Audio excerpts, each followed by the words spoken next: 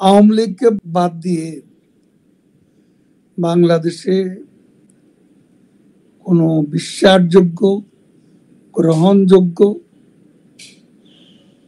নির্বাচন, নিরপেক্ষ নির্বাচন হতে পারে না এবং তারা নিজেরাও আদৌ নির্বাচন দেবে এ ব্যাপারে আমরা যথেষ্ট সন্দিহান।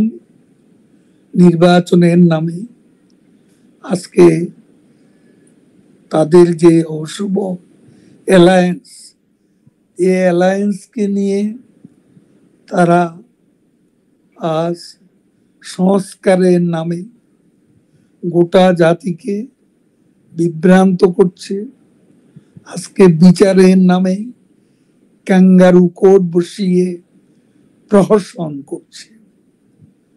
এই ধারা আমরা গুড়িয়ে দেব এবং এর বিরুদ্ধে আমাদের প্রতিরোধ চলবে। বাংলাদেশের আজ 50%-এরও বেশি ভোটার যে দলের সমর্থক এবং দিনে দিনে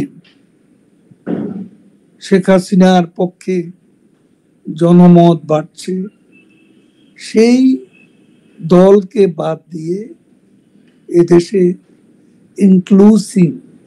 ইনক্লুসিভ বা অংশগ্রহণমূলক নির্বাচন হতে পারে না, আমরাও হতে দেব।